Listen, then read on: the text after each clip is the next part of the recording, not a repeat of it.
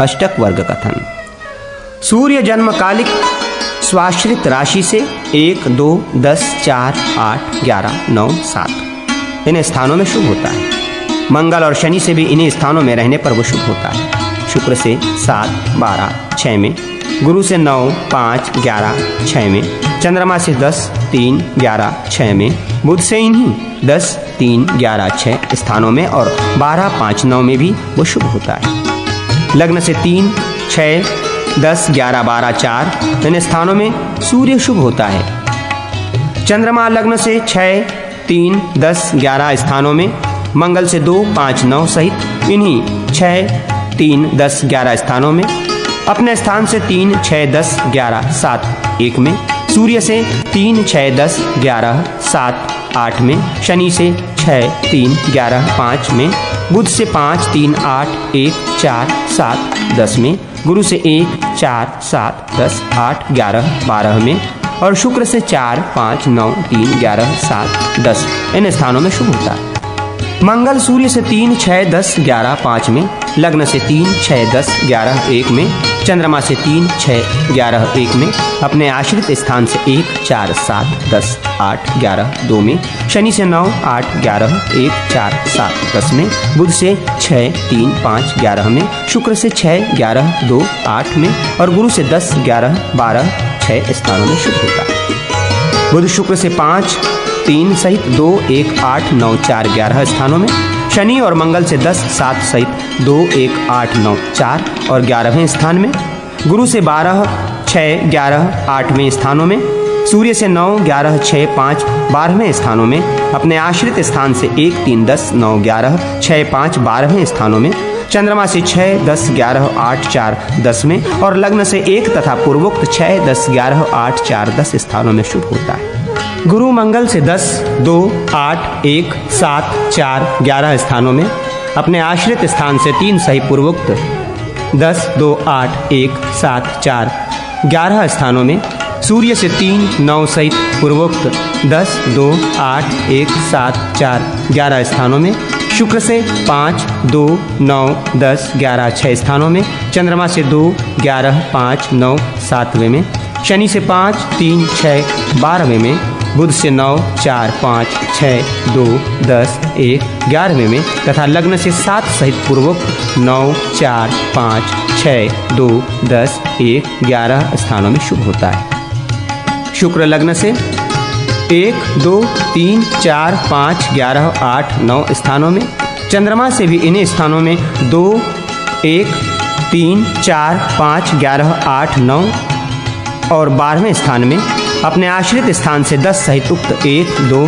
3, 4, 5, 11, 8, 9 स्थानों में, शनि से 3, 5, 9, 4, 10, 8, 11वें स्थानों में, सूर्य से 8, 11, 12 स्थानों में, गुरु से 9, 8, 5, 10, 11 स्थानों में, बुध से 5, 3, 11, 6, 9 स्थानों में और मंगल से 3, 6, 9, 5, 11 तथा 12वें स्थानों में शुभ होता है।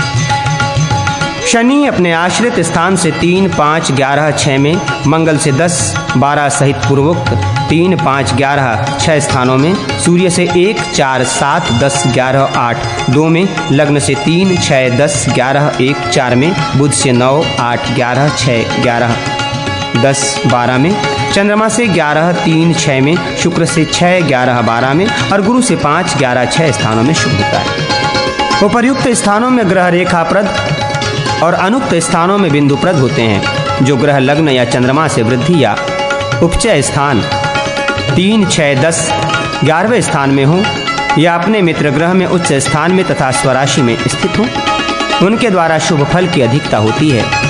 इनसे भिन्न स्थानों में जो ग्रह हो उनके द्वारा अशुभ फलों की अधिकता होती है। एक आधी रेखा वाले स्थान का फल। उक्त प्रकार से जिस स्थान में एक रेखा हो वहाँ ग्रह के जाने पर कष्ट होता है। 2 रेखा वाले स्थान में जाने से धन का नाश होता है।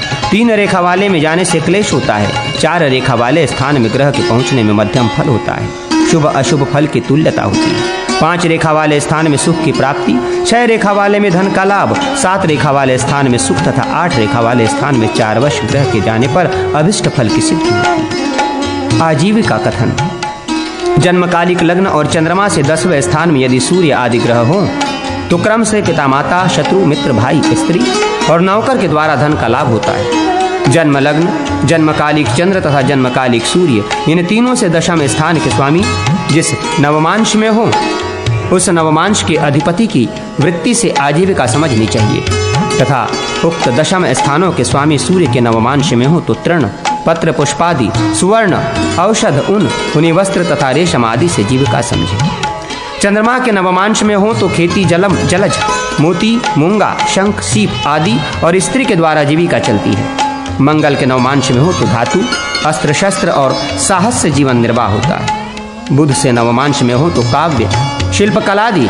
गुरु के नवमांश में हो तो देवता और ब्राह्मणों के द्वारा तथा लोहा, सोना आदि की खान से। शुक्र के नवमांश में हो तो चांदी, गौ तथा रत्न आदि से।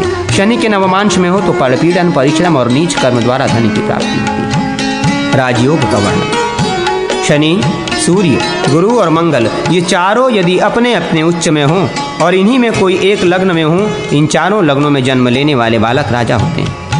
लग्न अथवा चंद्रमा वर्गोत्तम नवमांश में हो और उस पर 4, 5 या 6 ग्रह की दृष्टि हो तो इसके 22वें भेद में 22 प्रकार के राजयोग होते हैं। मंगल अपने उच्च में हो, रवि और चंद्रमा धन राशि में हो और मकरस्थ शनि लग्न में हो तो जातक राजा होता है।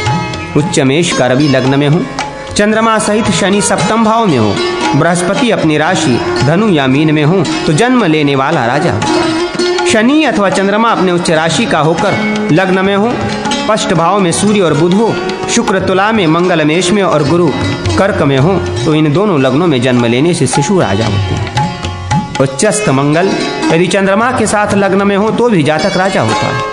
चंद्रमा वृष लग्न में हो और सूर्य, गुरु तथा शनि ये क्रम 4, 7, 10वें स्थान में हो तो जातक राजा होता है। मकर लग्न में शनि हो और लग्न से 3, 6, 9 एवं 12वें भाव में क्रमशः चंद्रमा, मंगल, बुध तथा बृहस्पति हो तो जन्म लेने वाला बालक राजा होता है। गुरु सहित चंद्रमा धन में और मंगल मकर में हो तथा बुध या शुक्र अपने उससे स्थित होकर लग्न में विद्यमान हो तो उन दोनों योगों में जन्म लेने वाला शिशु राजा होता है। बृहस्पति सहित कर्क लग्न हो, बुध, चंद्रमा तथा शुक्र तीनों 11वें भाव में हो और सूर्य मेष में हो तो जातक राजा होता है।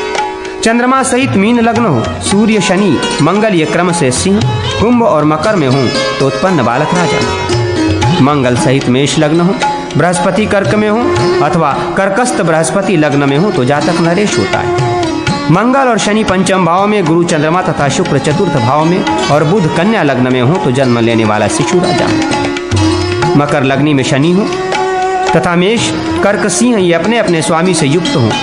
शुक्र तुला में और बुध मिथुन में हो तो बालक यशस्वी राजा होता है। मुनीश्वर, इन बताए हुए योगों में जन्म लेने वाला जिस किसी का पुत्र भी राजा होता है तथा आगे जो योग बताए जाएंगे उनमें जन्म लेने वाले राजकुमार को ही राजा समझना चाहिए। यदि अन्य व्यक्ति इस योग में उत्पन्न हुआ हो तो वो राजा के तुल्य होता है, राजा नहीं। 3 या अधिक ग्रह बली होकर अपने अपने उच्च या मूल त्रिकोण में हो तो बालक राजा होता है। सिंह में सूर्य, मेष लग्न में चंद्रमा, मकर में मंगल, कुंभ में शनि और धनु में बृहस्पति हो तो उत्पन्न शिशु भूपाल होता है। मुने, शुक्र अपनी राशि में होकर चतुर्थ स्थान में स्थित हो, चंद्रमा 9वें भाव में रहकर शुभ ग्रह से दृष्ट और युक्त हो तथा शेष ग्रह 3, 1, 11वें भाव में विद्यमान हो तो जातक इस वसुधा का अधीश्वर होता है। बुध सबल होकर लग्न में स्थित हो, बलवान शुभ ग्रह 9वें भाव में स्थित हो तथा शेष ग्रह 9, 5, 3, 6, 10 और 11वें भाव में हो तो उत्पन्न बालक धर्मात्मा नरेश होता है।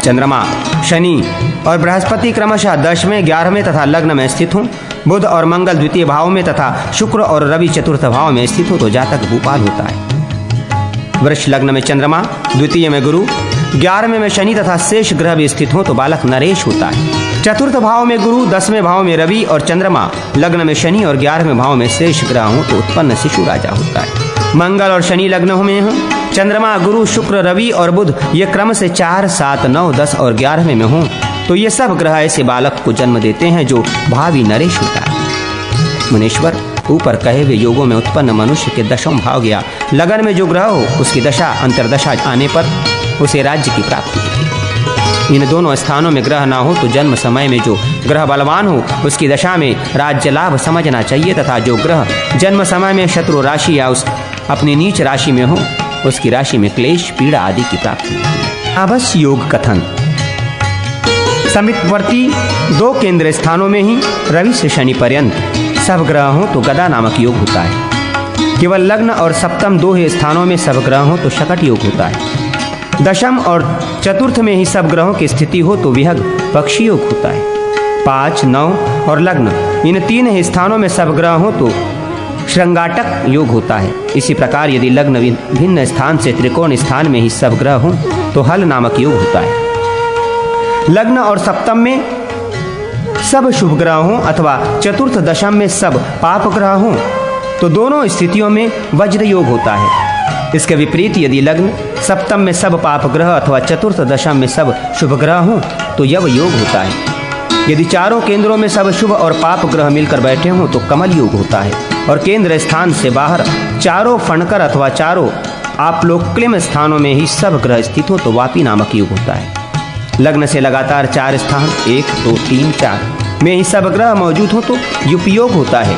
चतुर्थ से 4 स्थान 5, 4, 6, 7 में ही सब ग्रह स्थित हो तो शर योग होता है। सप्तम से 4 स्थान 7, 8, 9, 10 में ही सब ग्रहों की स्थिति हो तो शक्ति योग होता है। और दशम से 4 स्थान 10, 11, 12, 1 में ही सब ग्रह मौजूद हों तो दंड योग होता है।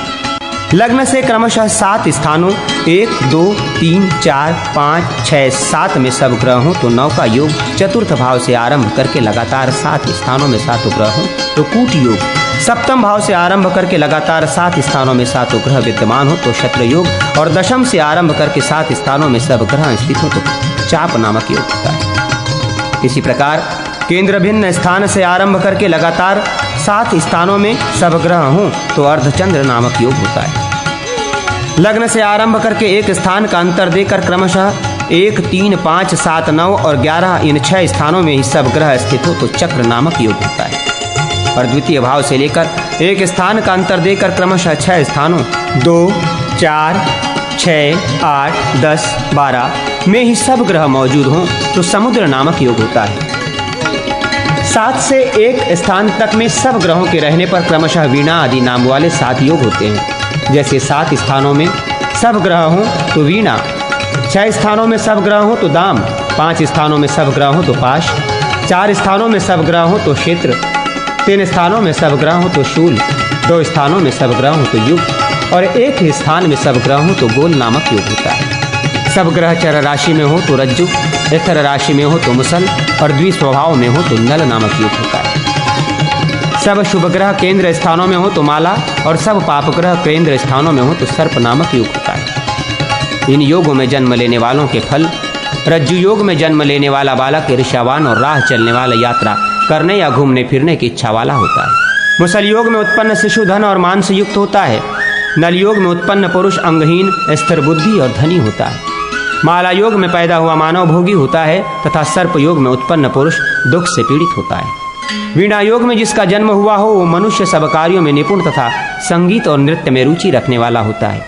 दाम योग में उत्पन्न मनुष्य दाता और धनाढ्य होता है। पाश योग में उत्पन्न धनवान और सुशील होता है।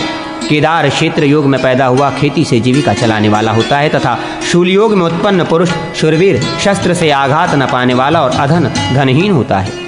युग योग में जन्म लेने वाला पाखंडी और गोल योग में उत्पन्न मनुष्य मलिन और निर्धन होता है। चक्र योग में जन्म लेने वाले पुरुष के चरणों में राजा लोग भी मस्तक झुकाते हैं। समुद्र योग में उत्पन्न पुरुष राजोचित भोगों से संपन्न होता है।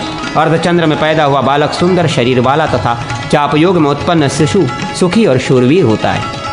क्षत्र योग में उत्पन्न मनुष्य मित्रों का उपकार करने वाला तथा कुट योग में उत्पन्न मिथ्याभाषी और जेल का मालिक होता है। नवका योग में उत्पन्न पुरुष निश्चय ही यशस्वी और सुखी होता है। युपयोग में जन्म लेने वाला मनुष्य दानी, यज्ञ करने वाला और आत्मवान, मनस्वी और जितात्मा होता है। शरयोग में उत्पन्न मनुष्य दूसरों को कष्ट देने वाला और गोपनीय स्थानों का स्वामी होता है। शक्ति योग में उत्पन्न नीच, आलसी और निर्धन होता है तथा दंड योग में उत्पन्न पुरुष अपने प्रियजनों से योगों का कष्ट भोगता है।